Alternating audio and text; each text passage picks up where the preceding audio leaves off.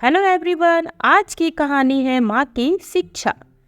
आज सुबह मोनिका जी कुछ ज्यादा ही जल्दी उठ गई थी और अपने लिए गर्म पानी करने रसोई घर में गई। तभी रसोई घर में से लगातार खटपट की आवाज आ रही थी। यह आवाज उनके बेटे बहू के कमरे में भी जा रही थी। तभी उनके बेटे संजीव की नींद खुली और वह अपनी पत्नी कविता से बोला, अरे इतनी सुबह सुबह माँ रसोई घर में क्या कर रही है, देखो तो। ऐसा कहते हुए संजीव उठने लगा। तभी कविता बोली, अरे कहीं जाने की जरूरत नहीं है, बिना मतलब अपनी नींद हराम कर रहे हो। तुम्हारी माँ अपने पीने के लिए पानी गर्म कर रही होंगी और इस चक्कर में हमारी नींद खराब कर देती है। तुम्हें कितनी बार कहा है कि सोने से पहले दरवाजा अच्छी तरह बंद कर दिया करो, लेकिन तुम कहाँ मानते हो। सारी नींद खराब कर दी। कोई काम धंधा तो नहीं इन्हें। घर का काम करते समय तो इनके घुटनों में दर्द होता है, लेकिन सुबह सुबह तैयार होकर पार्क में टहलने के लिए निकल जाती है। यहाँ हमें नींद आए या ना आए, किसी को क्या फर्क पड़ता है। एक तो पूरा दिन घर के कामों में लगी रहती हूँ, ऊपर से चैन की नींद भी नहीं सोने देती। ऐसा कहते हुए कविता ने सुबह सुबह अपनी सासू माँ को कोसना शुरू कर दिया। तभी संजीव ने कहा, कविता तुम भी जानती हो कि माँ को गठिया की बीमारी के चलते डॉक्टर ने उन्हें टहलने की सलाह दी है, और वैसे भी घर में इतना काम नहीं होता जितना तुम बोलती रहती हो। सिर्फ घर का ही तो काम होता है, उसमें से भी साफ सफाई करने के लिए भी काम वाली बाई आती है, और बर्तन और कपड़े धोने के लिए तुमने अलग बाई लगा रखी है। सिर्फ खाना पकाने का काम होता है और उसमें माँ तुम्हारी मदद कर देती है। सब्जियां छीलने काटने जैसे काम तो तुम्हें करने ही नहीं पड़ते, फिर भी ना जाने क्यों काम की रट लगाए रहती हो। अच्छा, तुम तो खा पी कर अपने ऑफिस के लिए निकल जाते हो। यहाँ पीछे घर का इतना काम होता है कि करते करते मेरी तो हालत खराब हो जाती है। और मम्मी जी का तो तुम जानते ही हो, शाम को भी सत्संग सुनने मंदिर चली जाती है। घर पर तो उनका दिल लगता ही नहीं। जब उन्हें घर पर रहना पसंद ही नहीं, उन्हें वृद्धाश्रम में भेज दो। तुम्हारी माँ को भी चैन मिल जाएगा और मुझे भी। तभी संजीव गुस्से में बोला, कविता आज तो तुमने यह बात कह दी, लेकिन आइंदा कभी मत कहना। उनके कमरे का दरवाजा थोड़ा खुला होने के कारण मोनिका जी के कानों तक सारी आवाज आ रही थी। बहू के विचार जानकर उनके दिल को दुख तो हुआ, लेकिन उन्होंने कुछ नहीं कहा और टहलने के लिए चली गई। नाश्ते के बाद मोनिका जी दोपहर की सब्जी लेकर काटने बैठ गई। तभी कविता अपने कमरे से तैयार होकर बाहर निकली और बोली, मम्मी जी मैं जरा अपनी सहेली सुमन से मिलने जा रही हूँ, आने में कुछ देर हो जाएगी। तभी मोनिका जी अपनी बहू से बोली, मेरा चश्मा टूट गया है, अब संजीव से क्या कहूँ। वह सुबह जाता है और रात को घर लौटता है। तुम बाहर जा ही रही हो तो मेरा चश्मा बनवा लाना। तभी कविता बोली, मम्मी जी इस महीने खर्चा बहुत ज्यादा हो गया है और मुझे अपनी सहेली के शादी के लिए शॉपिंग करनी है, इसलिए अभी टूटे चश्मे से ही काम चलाइए। और वैसे भी आपको कौन सा ऑफिस का काम करना होता है जो चश्मे के बिना आप नहीं कर पाएंगी। अगले महीने मैं आपका चश्मा बनवा लाऊंगी। तो मोनिका जी बोली, ठीक है बहू। कविता अपना पर्स उठाकर निकल गई। चश्मे के बिना मोनिका जी बहुत मुश्किल से गुजारा कर रही थी। एक दिन उनका पोता गोलू उनके कमरे में बैठकर खेल रहा था। उसने पानी मांगा तो मोनिका जी रसोई घर में पानी लेने चली गई, लेकिन बिना चश्मे की कुछ साफ दिखाई नहीं दे रहा था। अचानक उनका हाथ कांच के जग से टकराया और जग नीचे गिर गया और टूट गया। जैसे ही कविता ने कुछ टूटने की आवाज सुनी तो गुस्से से तमतमाती हुई बाहर निकली। फर्श पर देखा तो कांच का जग टूटा हुआ पड़ा था। यह देखते ही आग बबूला होते हुए कविता बोली, भगवान ने दो दो आंखें दी है तो देखकर काम नहीं कर सकती आप। मेरा इतना महंगा कांच का जग तोड़ दिया, मालूम भी है यह मेरी माँ ने दिया था, बिना मतलब इतना नुकसान कर दिया। कविता की आवाज सुनते ही संजीव बाहर आया। क्या हुआ कविता, इतना चिल्ला क्यों रही हो? देखो ना, तुम्हारी माँ ने मेरा इतना महंगा कांच का जग तोड़ दिया। जानते हो यह मेरी माँ ने दिए थे। तभी संजीव ने कहा, गलती से टूट गया होगा, इसमें इतना चिल्लाने वाली क्या बात है। बिना बात के बतंगर बनाना तो कोई तुमसे सीखे। और फिर अपनी माँ की ओर देखा तो बोला, माँ चश्मा आप क्यों नहीं पहनती? इस कारण ही शायद आपको कुछ नजर नहीं आया होगा। बेटा, वह मेरा चश्मा। अभी मोनिका जी बोल ही रही थी कि कविता बोली, भगवान जाने कौन सी दुनिया में घूम रहती है मम्मी जी, बिना मतलब मेरा नुकसान कर दिया। बड़बड़ाते हुए कविता अपने कमरे में चली गई। इधर मोनिका जी को समझ नहीं आ रहा था कि आखिर उन्होंने ऐसा क्या कर दिया जो उनकी बहू इतना बरस पड़ी। दरअसल मोनिका पर अपनी मॉडर्न सहेलियों का काफी प्रभाव था। उसकी अधिकांश सहेलियां या तो अपने सास ससुर से अलग होकर अपनी अलग गृहस्थी बसा चुकी थी, या फिर उन्हें वृद्धाश्रम भेजकर उनकी जिम्मेदारियों से मुक्त होकर स्वतंत्र जीवन बिता रही थी। उनकी देखा देखी ही कविता पर भी अपनी सास को वृद्धाश्रम भेजने का भूत सवार हो चुका था। अक्सर कविता फोन पर चिपकी रहती, कभी अपनी सहेलियों के साथ अपनी सास की बुराई करती, तो कभी माँ के साथ घर का सारा हालचाल बांटती। एक दिन जब कविता अपने घर की सारी बातें अपनी माँ को बता रही थी, तो उसकी कुछ बातें मोनिका जी के कानों में पड़ी। थोड़ी देर बाद वो अपनी बहू के पास आई और बोली, बेटा, अपने ससुराल की सारी बातें मायके में बताना अच्छी बात नहीं होती। इतना सुनने की देरी थी कि कविता एकदम भड़क गई और चिल्लाते हुए बोली, माँ जी, आपको इतनी भी तमीज नहीं है कि छिप कर किसी की बातें नहीं सुना करते? अपनी बहू की जासूसी करते हुए आपको बिल्कुल शर्म नहीं आई?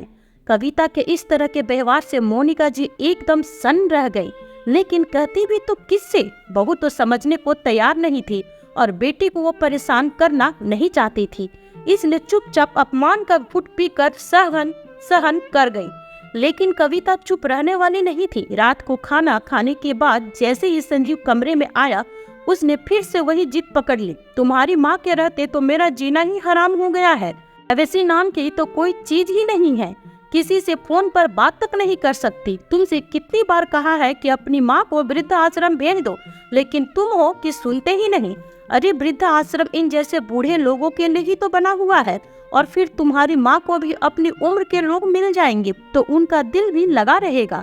तभी संजीव बोला, कविता, बड़े बुजुर्ग अगर कुछ समझाते हैं तो हमारे भले के लिए समझाते हैं, लेकिन यह बातें तुम्हारे दिमाग से बाहर है। और मेरी एक बात कान खोलकर सुन लो कि मैं अपनी माँ को कभी वृद्धाश्रम नहीं भेजूंगा।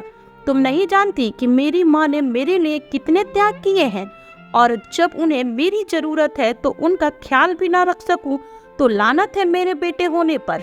एक कविता बोली, बस तुम्हें तो अपनी माँ के अलावा इस दुनिया में कोई दिखाई ही नहीं देता। फिर संजीव ने कहा, कविता, तुम नहीं जानती कितनी मुश्किलों से मेरी माँ ने मुझे पाल पोस कर बड़ा किया है। खुद भूखे रहकर मेरी माँ ने मुझे भरपेट खिलाया है।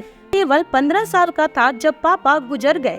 उनके पश्चात माँ मुझे अकेला छोड़कर कहीं नौकरी भी नहीं कर सकती थी, इसलिए उन्होंने घर से ही सिलाई का काम शुरू की। शाम को भी जो थोड़ा बहुत समय बचता था उस समय मुझे पढ़ाने के साथ साथ स्कूल के छोटे छोटे बच्चों को भी ट्यूशन देती थी। दिन रात मेहनत करते हुए माँ ने मुझे इस मुकाम तक पहुँचाया कि मैं आज इज्जत बड़ी जिंदगी जी रहा हूँ। भले ही माँ के पास इतने पैसे नहीं होते थे, लेकिन फिर भी मेरी हर एक डिमांड को पूरी करती थी मेरी माँ। कहते कहते संजीव की आंखों में आंसू आ गए और बोला, कविता, मैं सारी दुनिया को छोड़ सकता हूँ लेकिन अपनी माँ को कभी नहीं। संजीव की बातें सुनकर कविता उस समय चुप हो गई और उसके बाद कुछ दिनों तक घर में शांति रही। लेकिन जैसे जैसे समय बीतने लगा, कविता का वही बर्ताव फिर से शुरू हो गया, जिस कारण संजीव फिर से परेशान रहने लगा कि आखिर वह कविता को कैसे समझाए। एक दिन कविता ने अपने घर पर अपनी सारी सहेलियों को बुलाया और अपनी सासू माँ से कहा, मम्मी जी, आज मेरी कुछ सहेलियाँ घर पर आ रही हैं। आप पकौड़े और नमकीन बहुत अच्छा बनाती हैं, तो आज आप ही उनके लिए चाय और नमकीन बनाना। मोनिका जी के घुटनों में दर्द था, लेकिन फिर भी बहू की बात मानकर दोपहर से ही तैयारी में जुट गई। कविता की सहेलियों के आने से पहले मोनिका जी लगभग सारे व्यंजन बना चुकी थी। तभी कविता अंदर आई और पूछने लगी, मम्मी जी, और कितना समय लगेगा? मेरी सहेलियां तो पहुंचती ही होंगी। तभी मोनिका जी बोली, बाकी सारा काम हो चुका है, बस जब तुम्हारी सहेलियां आएंगी तो मैं चाय बना दूंगी। उसी समय दरवाजे की बेल बजी तो कविता ने कहा, मम्मी जी, आप चाय बनाने रख दीजिए और जल्दीबाजी में और जल्दीबाजी में चाय पत्ती के साथ चीनी की बजाय नमक का डिब्बा उठाकर अपनी सासू माँ को पकड़ा दिया और बोली, आप जल्दी से काम निपटाएं। और ऐसा कहकर कविता घर का दरवाजा खोलने चली गई। नजर कमजोर होने और चश्मा ना होने के कारण मोनिका जी को भी नमक और शक्कर में फर्क समझ नहीं आया और उन्होंने चाय में नमक डाल दिया। तभी कविता अपनी सहेलियों को लेकर अंदर आई और उनके साथ बातें करने लगी। फिर बातचीत करने के बाद कविता सबके लिए रसोई घर में से पकौड़े और नमकीन लेकर आई तो ऐसा दिखा रही थी मानो सब उसने ही बनाया हो। सब लोग बड़े मजे से खाने लगे और हंसी मजाक और बातचीत का सिलसिला चल पड़ा। थोड़ी देर में चाय भी बन चुकी थी तो मोनिका जी गर्मा गर्म चाय लेकर आई और मेहमानों को सर्व करने लगी। उसकी सारी सहेलियां लजीज व्यंजनों का आनंद ले रही थी और खाते हुए उनमें से एक सहेली बोली, अरे कविता, यह नमकीन तुमने बहुत ही स्वादिष्ट बनाए हैं। तभी दूसरी सहेली बोली, हाँ यार, पकौड़ों का तो जवाब नहीं, इतने स्वादिष्ट पकौड़े तो मैंने आज से पहले खाए ही नहीं। तभी एक और सहेली ने कहा, लेकिन यह तो बताओ, यह सब बनाना तुमने सीखा कहाँ से? इससे पहले कि मोनिका जी कुछ कहती तभी कविता बोली, अरे यार, इंटरनेट पर देखकर मैं सब कुछ सीख गई। तुम बस नमकीन एंजॉय करो, और नमकीन ही क्यों, तुम अपनी सहेली के हाथ की बनी चाय का भी मजा लो और बताओ कैसी बनी है। लेकिन जैसे ही उसकी सहेलियों ने चाय पीनी शुरू की तो सबके मुंह का स्वाद बिगड़ गया, क्योंकि कुछ सहेलियां वॉश बेसिन में कुल्ला करने लगे तो वही बाकी सहेलियां जिन्होंने अभी तक चाय पीनी शुरू नहीं की थी, उन्होंने चाय वापस रख दी। उनका यह रवैया देखकर कविता हैरान रह गई। उसने तुरंत चाय उठाकर थोड़ी सी चखी तो जोर से चिल्लाई, मम्मी जी, ये आपने क्या किया? क्या आपको इतना भी नहीं पता कि चाय में नमक नहीं शक्कर डाली जाती है? कम से कम देख तो लिया कीजिए, आपको तो बिल्कुल भी अकल नहीं है। तभी कविता की एक सहेली ने कहा, यह क्या कविता, तुमने तो कहा था कि नमकीन और चाय तुमने बनाई है, फिर नमक भी तुमने ही डाला होगा। तभी मोनिका जी विनम्र भाव से बहू की सहेलियों को बोली, गलती तो मुझसे हुई है, चाय मैंने ही बनाई थी और सही से नजर न आने के कारण नमक भी मुझसे ही गलती से डल गया, मुझे माफ करना। तभी कविता की एक सहेली जो बहुत अच्छे स्वभाव की थी उठकर मोनिका जी के पास आई और उन्हें गले लगाते हुए बोली, नहीं आंटी जी, आप हमसे बड़ी हैं तो प्लीज माफी मत मांगिए, छोटी मोटी गलतियां तो हो जाती है। उसके बाद कविता ने उन्हें कुछ न कहना ही उचित समझा।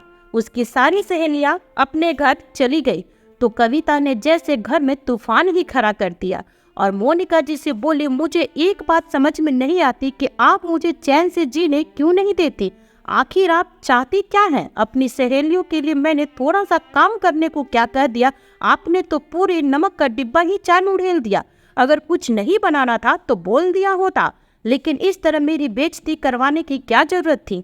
तभी मोनिका जी बोली, बहू, मैंने तो अपनी तरफ से सब कुछ अच्छा ही बनाया था और जब चाय बनाने लगी तो नमक का डिब्बा भी तुमने ही मेरे हाथ में दिया था। यह कहकर कि मेरी सहेलियां आ गई है तो जल्दी से चाय बना दो। अब यदि मुझसे वो नमक चाय में डल गया तो इसमें मेरा क्या कसूर था?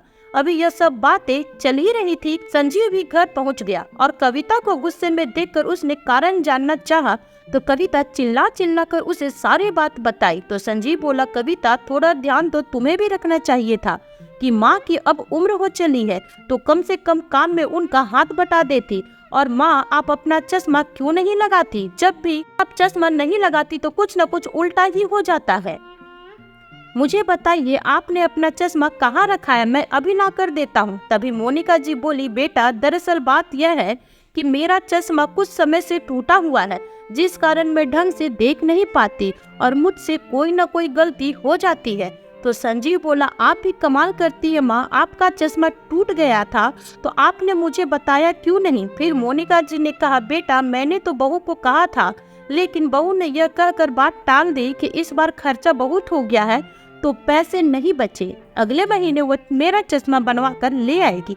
यह बात सुनकर संजीव ने कविता की ओर प्रश्नवाचक निगाहों से देखा तो कविता अपना बचाव करते हुए बोली, हाँ तो क्या हुआ, आखिर वो तो इंसान ही, भूल गई माँ जी का चश्मा बनवाना।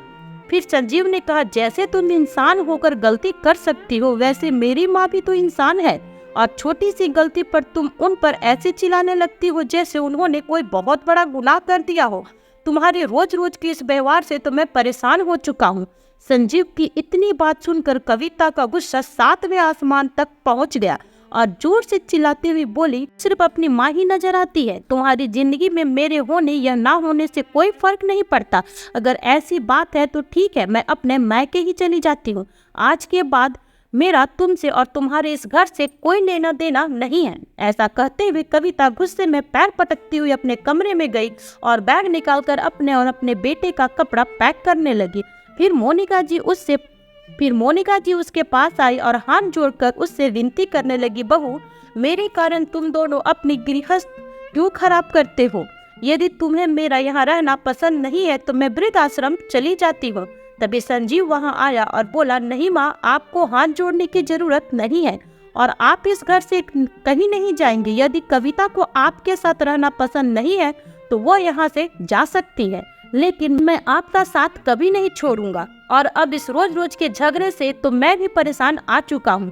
कविता ने अपना सामान पैक किया और जैसे ही जाने लगी तो संजीव से बोली, अगर तुम चाहते हो कि हमारी गृहस्थ फिर से बसे तो अपनी माँ को वृद्धा आश्रम में छोड़ देना। मैं वापस आ जाऊंगी, नहीं तो मैं यहाँ कभी लौट कर नहीं आऊंगी। ऐसा कहकर कविता अपने मायके चली गई, लेकिन संजीव ने उसे रोकने की कोशिश नहीं की, क्योंकि वह इस समस्या का हल चाहता था। आज घर में जो कुछ भी हुआ वह सब देखकर मोनिका जी बहुत ज्यादा चिंता में पड़ गई।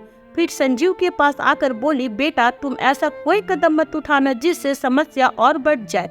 मेरे कारण तुम्हारी गृहस्थी खराब हो यह मैं बिल्कुल नहीं चाहती, इसलिए मैं कल ही वृद्धाश्रम चली जाऊंगी।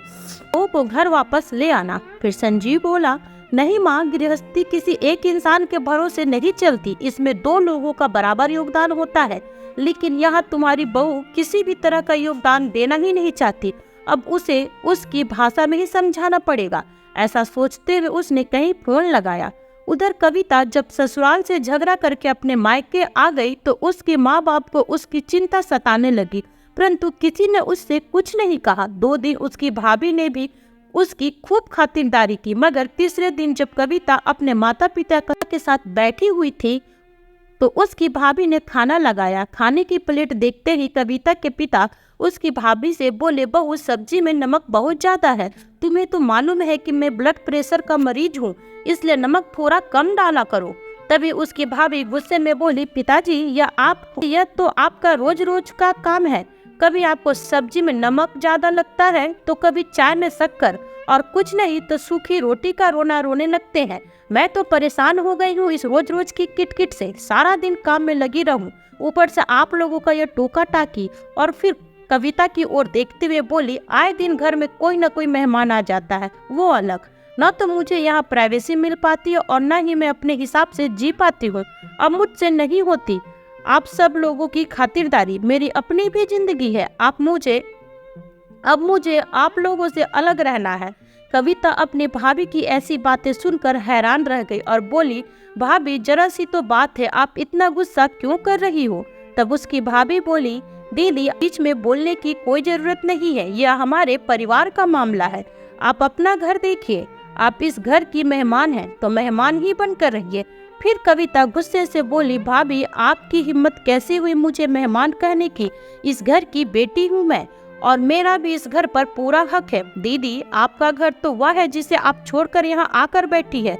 अपनी भाभी को ऐसे बोलते देख कविता उसे देखती ही रह गई।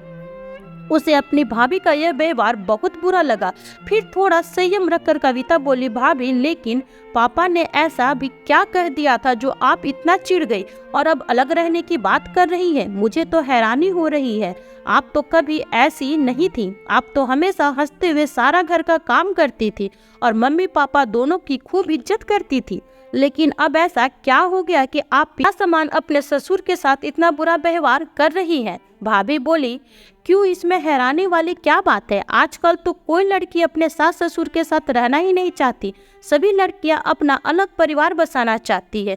उन्हें अपना पति तो पसंद है, लेकिन उसके माता पिता की सेवा करना नहीं चाहती। ज्यादा दूर क्यों जाना?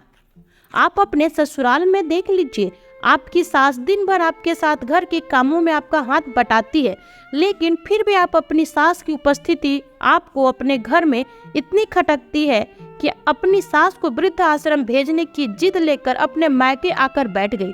फिर आप यह सब बातें मुझसे कैसे कह सकती हैं? अपनी भाभी की ये बातें सुनकर कविता के आंखों से आंसू झलक पड़े और अपनी माँ की ओर देखने लगी। तभी उसकी माँ बोली, कविता, जब तुम अपनी सास पर चिल्लाती हो, उन्हें इतनी बातें सुनाती हो, यहाँ तक कि उनसे अलग रहने की जिद में उन्हें वृद्धाश्रम भेजने पर अड़ी हो, तब तुम्हें ये विचार क्यों नहीं आते? जिस इंसान के पैसे से तुम ऐश करती हो, उसी को जन्म देने वाली माँ की तुम बेइज्जती करती हो, तब तुम्हें इस बात का कोई एहसास क्यों नहीं होता कि सास माँ समान होती है? तब तुम अपने आप को बिल्कुल सही समझती हो, लेकिन जब वही व्यवहार तुम्हारी भाभी ने हमारे साथ किया तो तुम्हें अपनी भाभी गलत लगती है। अपने माँ बाप के साथ ऐसा व्यवहार होते देखकर तुम्हें कितना दुख हो रहा है। इतनी बात सुनते ही कविता की नज़र शर्म से झुक गई। हमारी परवरिश तो ऐसी नहीं थी, मैंने कभी तुम्हें कोई गलत सलाह नहीं दी, लेकिन आज तूने जो हरकत की है उसके कारण हमारी परवरिश पर भी सवाल उठेंगे। तेरे ससुराल वाले तो यही सोचेंगे कि तेरी माँ ने ही तुझे अपनी सास को वृद्धाश्रम भेजने की सलाह दी है, गलत बातें सिखाई है। क्या आज से पहले तूने अपनी भाभी को इस तरह हम लोगों से बात करते हुए देखा है? अरे वो तो कभी ऊंची आवाज में भी बात नहीं करती, लेकिन तुम्हारे देखा देखी तुम्हारी भाभी पर भी गलत प्रभाव पड़ रहा है। अपनी माँ की बातें सुनकर कविता को एहसास हुआ कि वह कितनी बड़ी गलती कर बैठी है। बहुत देर वह सोच विचार में बैठी रही। रात हो चुकी थी, लेकिन उसे नींद नहीं आ रही थी। अगले दिन सुबह होते ही कविता ने अपना सामान पैक कर लिया और अपने ससुराल वापस लौट आई। जैसे ही कविता अपने ससुराल वापस पहुंची तो मोनिका जी उसे अपने सामने देखकर हैरान रह गई। इससे पहले कि वो कुछ बोल पाती, कविता उनके पैरों में गिर गई और बोली, मम्मी जी, मुझे माफ कर दीजिए। मेरी आंखों पर स्वार्थ की पट्टी पड़ गई थी, जिस कारण मैं आपके साथ इतना बुरा व्यवहार कर बैठी हूँ। अपनी बहू को इस तरह माफी मांगते देख मोनिका जी ने उसे उठाकर अपने गले से लगा लिया। लेकिन मोनिका जी यह बात समझ नहीं पा रही थी कि आखिर 2 दिन में ऐसा क्या हो गया जो कविता उल्टे पांव वापस आ गई और रोते हुए उनसे माफी मांगने लगी। संजीव, जो वापस जाने के लिए अपने कमरे में तैयार हो रहा था, कविता की आवाज सुनकर बाहर निकला। सास बहू के इस तरह गले लगते देखकर उसके चेहरे पर मुस्कान आ गई। तैयार होकर घर से बाहर निकला तो सबसे पहले उसने अपनी सासू माँ को फोन लगाया और उनकी मदद के लिए उन्हें शुक्रिया अदा करते हुए बोला, माँ जी, धन्य है आप। अगर सभी माँ बाप अपने बच्चे की गलत हरकतों पर उनका साथ न देते हुए उन्हें इसी तरह सही रास्ते पर लाए तो कोई भी घर परिवार कभी नहीं उजड़ेगा। आज कविता बहुत खुशी से अपने घर का सारा काम कर रही थी और मोनिका जी के साथ खूब हंस बतिया रही थी। जब संजीव घर लौटा तो चीखने चिल्लाने की आवाजों के स्थान पर हंसी ठिठोली की आवाज पूरे घर में गूंज रही थी। यह नजारा देखकर संजीव सोचने लगा कि कविता की माँ की तरह यदि सब माता पिता समझदारी से काम ले तो बहुत से घर उजड़ने से बच जाएंगे। तो दोस्तों, आपको यह कहानी कैसी लगी कमेंट करके जरूर बताएं और वीडियो को लाइक, साथ ही चैनल को सब्सक्राइब करना बिल्कुल ना भूलें। फिर मिलती हूँ आपसे न्यू वीडियो में एक नई कहानी के साथ। तब तक अपना ख्याल रखें और स्वस्थ रहें। Bye bye.